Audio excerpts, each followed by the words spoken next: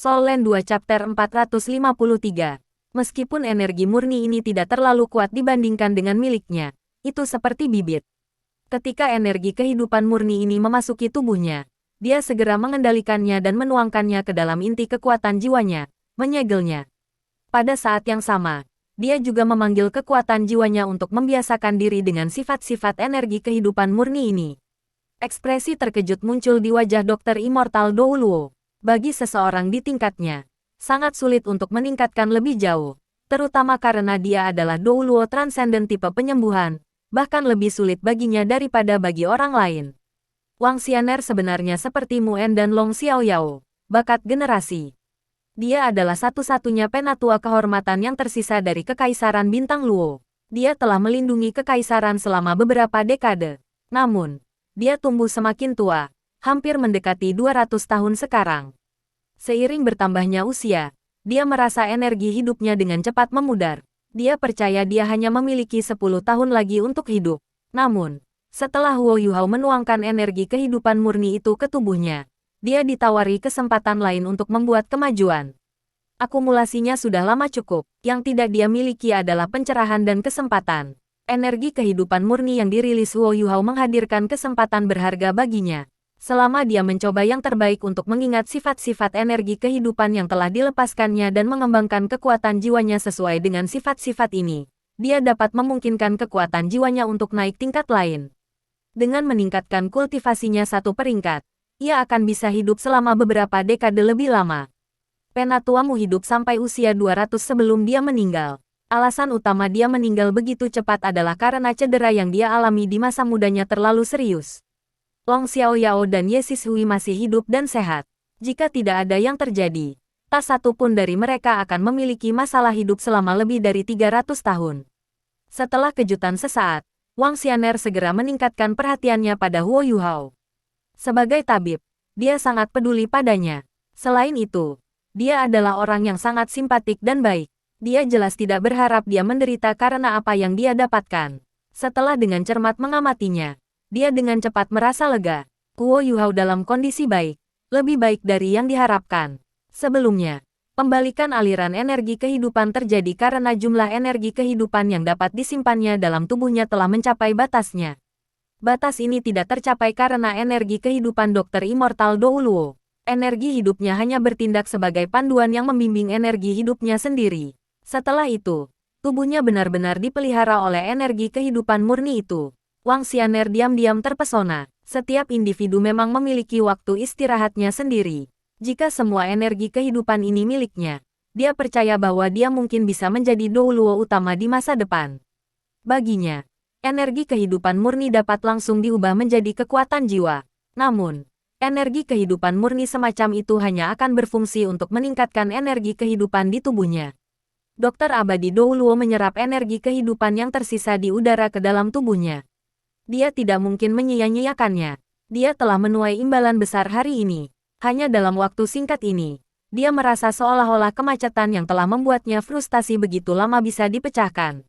Pintu dari peringkat 95 ke peringkat 96 tampaknya perlahan membuka. Lampu hijau mulai perlahan-lahan menarik, dan puncak gunung mulai menjadi damai sekali lagi. Huo Yuhao sudah mendapatkan kembali kemerahan di pipinya sekarang. Wang Xianer terkejut ketika dia menemukan bahwa lorong-lorong Huo Yuhao yang rusak dipenuhi dengan energi kehidupan. Ini berarti bahwa energi kehidupan murni memasuki lorong-lorongnya dan membantu dalam pemulihan mereka. Darah Huo Yuhao mulai beredar sekali lagi di dalam lorong yang disembuhkan ini. Bahkan Immortal Dr. Douluo dikejutkan oleh adegan seperti ini. Itu terlalu ajaib. Penatua, bagaimana? Su Sanshi bertanya dengan lembut. Dokter Abadi Douluo menjawab, baiklah. Dia baik-baik saja sekarang. Namun, ia perlu waktu untuk pulih. Tolong bawa dia kembali dulu. Saat dia berbicara, dia membuat tindakan mendesak ke arah Huo Yuhao. Dan garis-garis cahaya hijau lembut berubah menjadi strip sebelum mengelilingi tubuhnya. Mereka mengangkatnya tanpa menggerakkan tubuhnya sama sekali. Wang Xianer menoleh ke Duke Macan Putih dan berkata, Duke, aku akan membawanya kembali terlebih dahulu dan mengamatinya untuk jangka waktu tertentu. Kondisinya agak istimewa, namun, secara keseluruhan, dia seharusnya baik-baik saja. Petik 2. Baiklah. Aku akan mengandalkanmu kalau begitu. kata White Tiger Duke dengan hormat.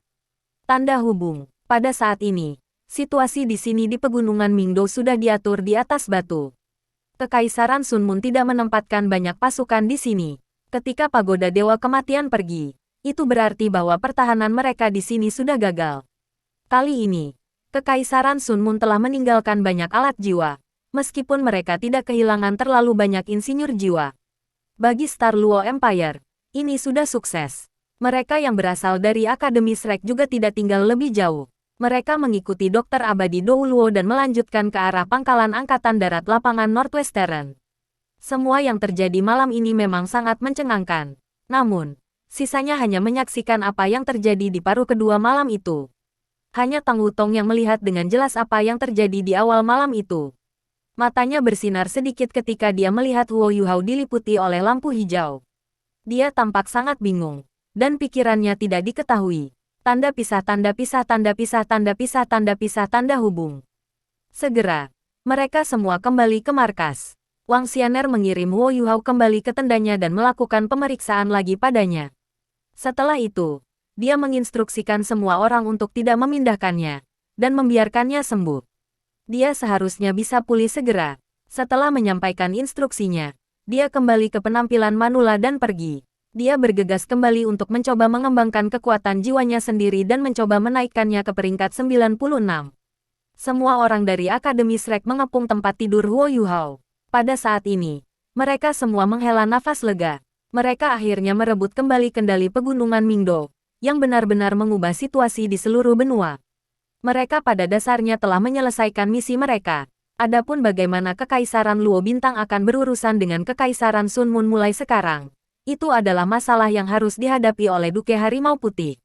Bagi mereka, hal yang paling penting adalah mengetahui kapan Huo Yuhao akan dapat pulih sepenuhnya. Setelah beberapa saat, Su Sanshi berkata, "Baiklah, semua orang pasti lelah setelah bergerak sepanjang malam. Mari kita lakukan dengan cara ini. Kami akan bergiliran mengawasi Yuhao." Gadis-gadis lebih teliti. "Gui, aku akan menugaskan kamu peran ini terlebih dahulu, dan kamu akan mengawasinya sampai fajar. Qiu akan mengambil alih setelah Anda. Kami akan memutuskan daftar setelah itu. Gui, tetap di sini. Adapun yang lainnya, kembali dan istirahat." Petik 2. Huo Yuhao tidak sadarkan diri, sehingga Su Sanshi mengambil alih perannya sebagai pemimpin. Semua orang mengangguk. Ye Gui bahkan sedikit bersyukur saat melihat Su Sanshi. Ada pandangan aneh di mata Tang Wutong. Dia menatap Ye Gui sebelum melirik Huo Yuhao. Setelah ini, dia berbalik dan meninggalkan tenda. Melihatnya kembali, Su Sanshi mengungkapkan senyum nakal di wajahnya.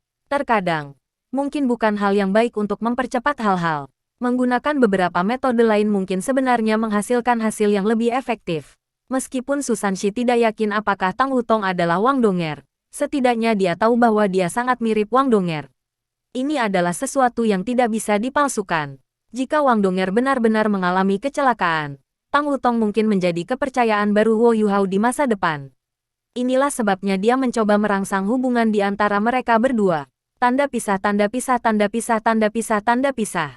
Semua orang meninggalkan tenda, dan hanya Ye Gui yang tersisa. Saat dia melihat Huo Yuhao, dia tidak bisa menahan diri untuk tidak mendesah. "Yuhao, cepat sembuh. Saya tahu bahwa Anda belum pernah menyukai saya sebelumnya, dan Anda tidak akan pernah menyukai saya. Namun, saya merasa sangat senang memiliki kesempatan untuk berduaan dengan Anda dan merawat Anda. Tidakkah kamu pikir aku sangat bodoh?" Petik 2. Setelah tertawa, Ye Gui berdiri dan berjalan ke satu sisi. Dia membawa baskom ke sisi Huo Yuhao dan menggunakan handuk bersih untuk menghapus noda darah dari wajahnya. Dia tidak berani mengganti pakaiannya, karena dia takut itu akan mempengaruhi kesembuhannya. Namun, itu seharusnya baik-baik saja baginya untuk dengan lembut menghapusnya. Di bawah gerakannya yang lembut, noda darah di wajah Huo Yuhao dengan cepat terhapus. Dia tampak agak pucat, seolah-olah dia telah kehilangan terlalu banyak darah. Namun, aura hidupnya sangat kuat. Ye Gui mengangkat tangannya dan ingin menyentuh wajahnya. Namun, telapak tangannya tetap berada di atas wajahnya. Dia tidak pernah menyentuhnya. "Nemesis, kamu benar-benar musuh bebuyutanku." Dia menghela nafas sebelum menarik tangannya. Setelah ini, dia diam-diam duduk di sampingnya dan mengawasinya. Tanda pisah, tanda pisah. Di luar tenda, Sepasang mata yang indah bergerak menjauh dari jendela. Tang Wutong berdiri di sana, dan diam-diam menghela nafas lega. Ketika dia meninggalkan tenda sebelumnya, dia terus mengatakan pada dirinya sendiri bahwa tidak ada yang akan terjadi antara Huo Yuhao dan Ye Gui, mengingat dia sudah dalam keadaan seperti itu. Namun, dia tidak bisa menenangkan diri setelah meninggalkan tenda. Dia diam-diam kembali keluar tenda dan diam-diam mengawasi dari luar. Dia melihat Ye Gui menyeka wajah Huo Yuhao. Perasaan yang tak terlukiskan melonjak ke dalam hatinya. Dia bahkan ingin menyerbu masuk. Namun, dia segera tersentak. Kenapa aku seperti ini? Dia tidak ada hubungannya denganku. Mengapa saya begitu khawatir tentang dia? Orang lain memperlakukannya dengan sangat baik. Kenapa aku tidak bahagia untuknya? Pikiran-pikiran ini terus bermain di benaknya. Ketika dia melihat Ye Gui mengangkat tangannya dan ingin menyentuh wajah Huo Yuhao, dia melupakan semuanya lagi dan ingin mengisi ke dalam tenda. Hanya ketika Ye Gui menurunkan tangannya, dia menghela nafas lega. Tang Wutong mengepalkan tangannya saat dia berbalik dan mengintip ke langit malam. Dia menjulurkan lidahnya ke langit dan bertanya pada dirinya sendiri, "Tang Wutong, ada apa denganmu? Kenapa kamu merindukan orang itu? Jangan bilang kalau kamu cemburu. Mengapa? Hanya karena dia menyelamatkanku." Tidak, saya tidak bisa seperti itu. Dia hanya orang biasa. Selanjutnya, dia sudah memiliki kekasih. Jadi bagaimana jika dia luar biasa? Dia juga tidak terlalu tampan. Tidur, pergi dan tidur. Ketika dia berbicara pada dirinya sendiri, dia mulai berjalan menuju tendanya. Namun, dia berjalan sangat lambat. Tanda pisah tanda hubung. Dini hari, Dokter Abadi Douluo senang ketika dia datang ke tenda Huo Yuhao dan memeriksa kondisinya sekali lagi. Seperti yang dia harapkan kemarin, dia berhasil menembus kemacetan yang dia hadapi selama bertahun-tahun setelah menyerap energi kehidupan murni Huo Yuhao. Dia naik dari peringkat 95 ke peringkat 96. Langkah terakhir ini tidak mudah. Butuh waktu hampir 60 tahun untuknya. Namun, dia akhirnya mencapainya. Huo Yuhao tidak diragukan lagi bertanggung jawab untuk ini.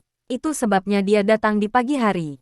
Meskipun dia tidak perlu melakukan perawatan padanya, dia masih harus mencoba yang terbaik untuk membantunya jika dia mengalami masalah selama proses penyembuhannya. Itu adalah bentuk rasa terima kasih kepadanya. Huo Yuhao dalam kondisi stabil. Lorong-lorong yang rusak perlahan pulih, dan ia pulih secara keseluruhan dengan cepat. Terlepas dari energi kehidupan yang sangat besar di tubuhnya, ada alasan penting lainnya untuk pemulihannya yang cepat. Lorong-lorongnya segera membeku di tempat setelah mereka rusak. Mereka tidak mengubah atau mengubah posisi mereka sama sekali. Karena mereka tetap diam, mereka memainkan peran yang sangat penting dalam pemulihannya. Ye Gui tidak tidur sepanjang malam. Ketika dia melihat Dokter Immortal Douluo diam-diam mengangguk ketika dia memeriksa Huo Yuhao, dia tidak bisa menahan diri untuk bertanya, "Penatua Immortal Dokter, bagaimana kabar Yuhao? Akankah dia baik-baik saja?" Petik 2. Wang Xianer meliriknya, dan merasa geli ketika dia berkata, "Nona muda, semakin khawatir Anda, semakin tidak tertib Anda. Dalam hal emosi, Anda harus bekerja lebih keras. Ada semacam stres yang terpendam dalam diri Anda. Saya menganggap itu ada hubungannya dengan dia. Saya bisa merasakan bahwa jiwa bela diri Anda berasal dari asal yang sama dengan saya. Baiklah, aku akan bantu kamu." Petik 2. Saat dia berbicara, Dokter Abadi Douluo mengangkat tangan kirinya dan dengan lembut menekan dada Ye Gui.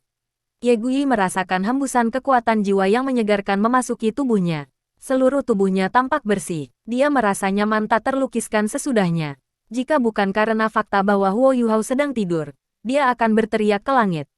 Obat dapat menyembuhkan penyakit, tetapi masalah jantung tidak dapat diselesaikan melalui obat. Nona muda, saya dapat mengatakan bahwa Anda benar-benar menyukainya. Mengapa? Kau begitu cantik, bukankah dia puas? Wang Xianer menarik tangan kirinya dan menyentuh kepala Ye Gui. Ye Gui merasa jauh lebih baik setelah simpul di hatinya terlepas. Saat dia melihat tatapan penuh kebajikan di mata Dokter Abadi Douluo, matanya berubah merah, dan dia dengan lembut menggelengkan kepalanya. Dia berkata, dia sudah memiliki seseorang yang dia sukai.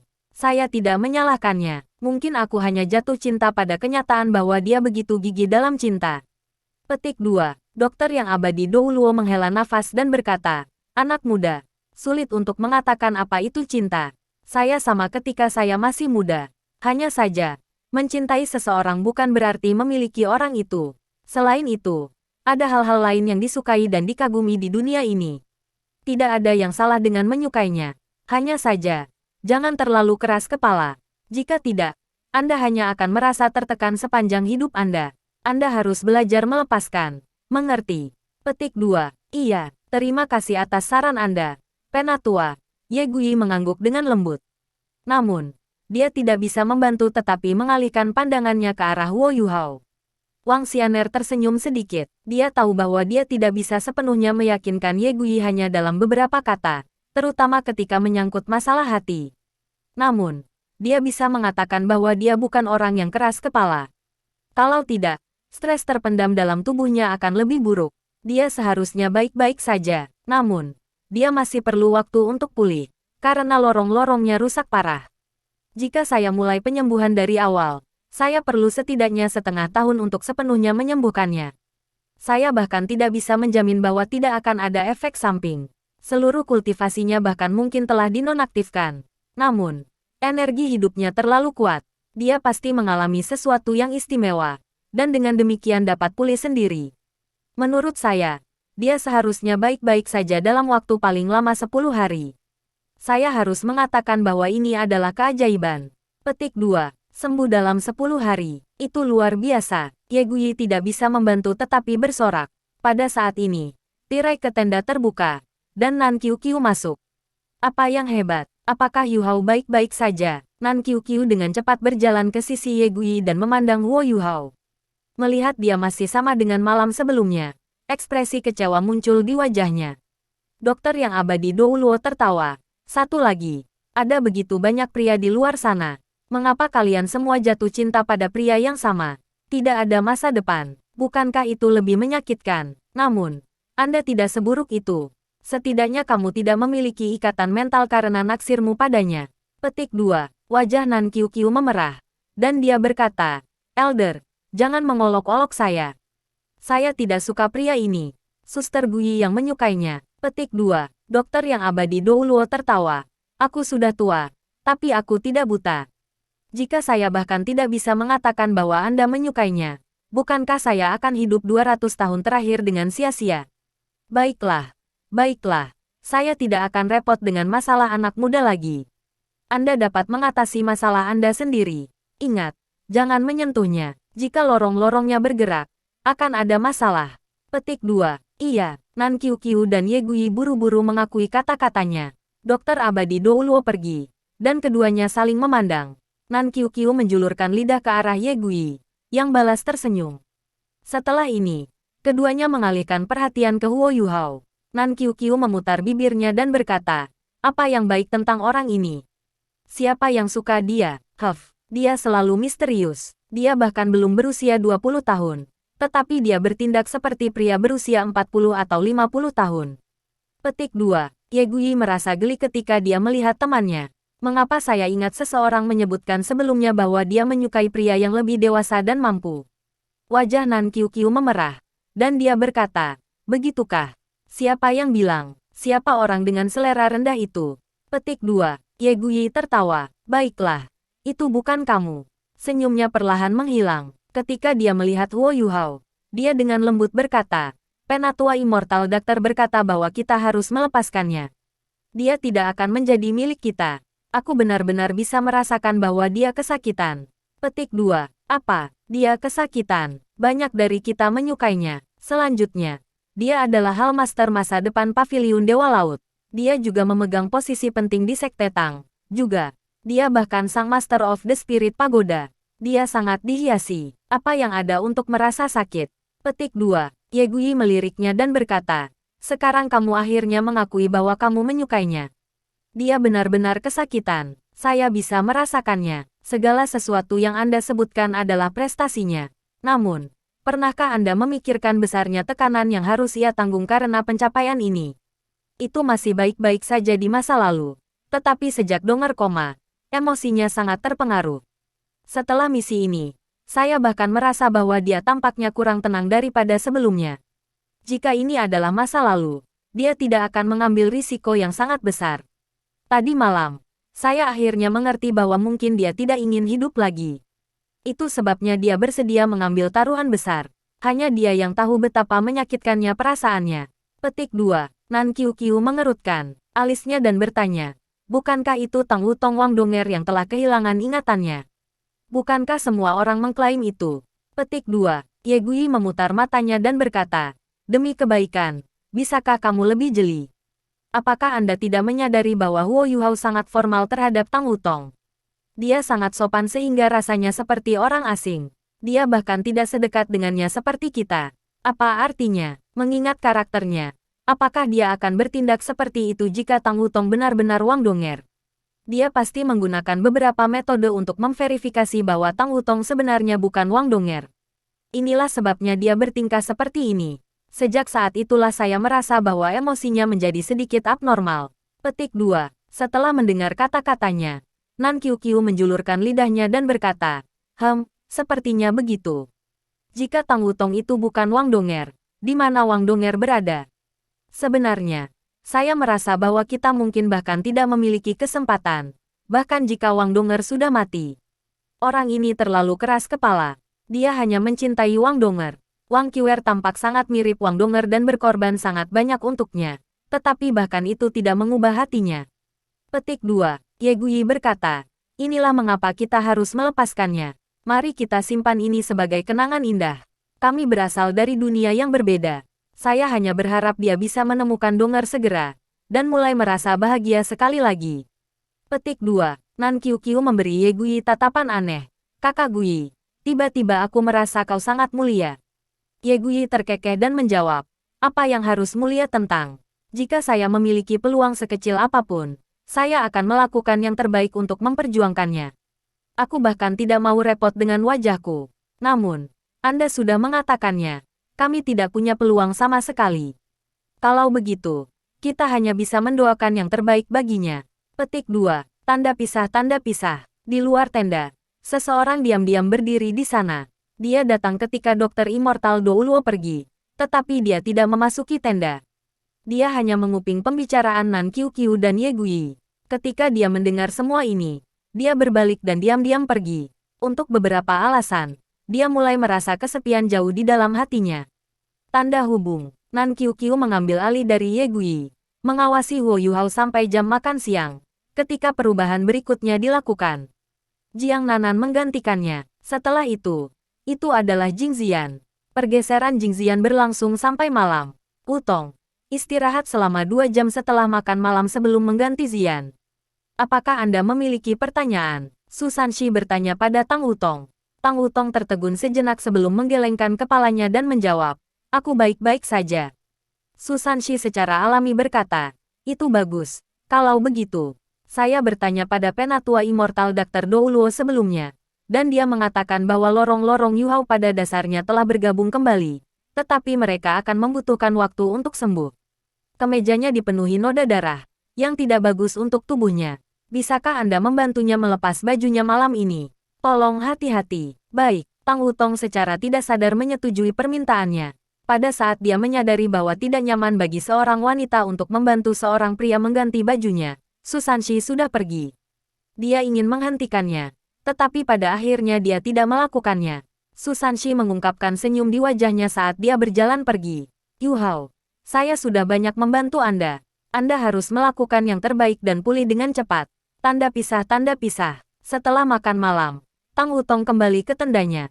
Dia punya 2 jam untuk istirahat.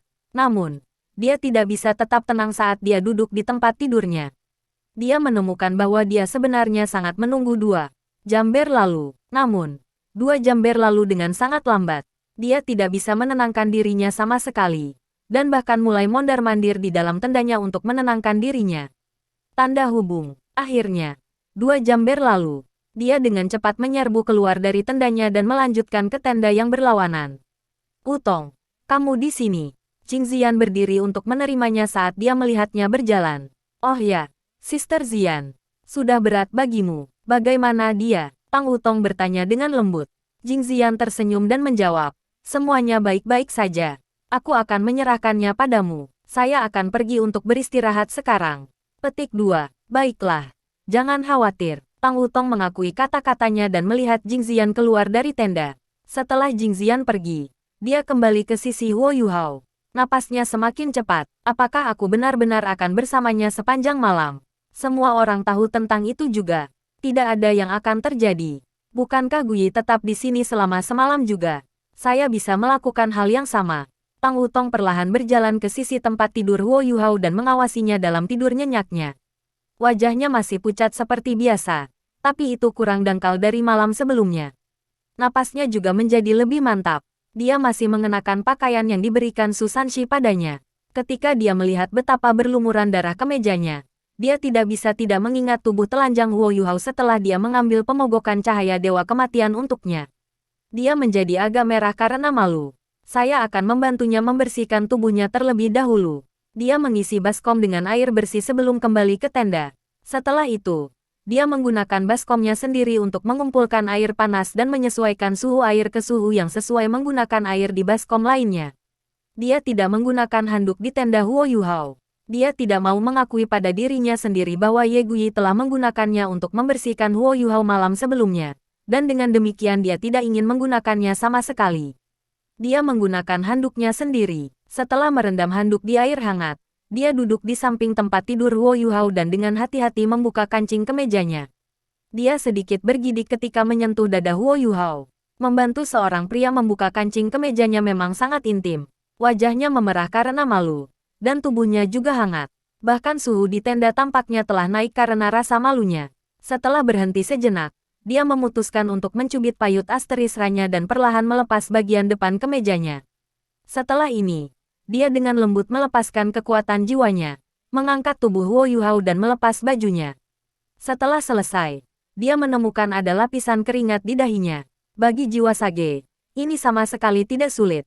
Namun, dia benar-benar berkeringat. Bagaimana dia harus gugup? Huo Yuhao sudah mulai melepaskan kabut darah, dan beberapa noda darah di tubuhnya sudah mengering. Ketika dia melepas bajunya sebelumnya, jelas bahwa banyak noda darah sudah melekat di tubuhnya. Tang Wutong menggunakan sedikit air hangat untuk mengoleskan permukaan kemejanya, berharap untuk melarutkan beberapa noda darah kering sebelum melepasnya. Dia membuat tubuh Huo Yuhao terangkat di udara menggunakan kekuatan jiwanya. Setelah itu, dia melepaskan Radiant Dragon Guts Butterfly dan menggunakan satu sisi sayapnya untuk mengangkatnya. Dia dengan cepat merunduk di bawahnya dan menggunakan handuk lem chapter untuk menghapus noda darah di punggungnya. Dia mulai berkeringat semakin banyak, melepaskan sedikit aroma. Dia sangat fokus saat melakukan semua ini. Wajahnya memerah, tetapi dia merasakan pencapaian setelah membersihkan tubuh Huo Yuhao.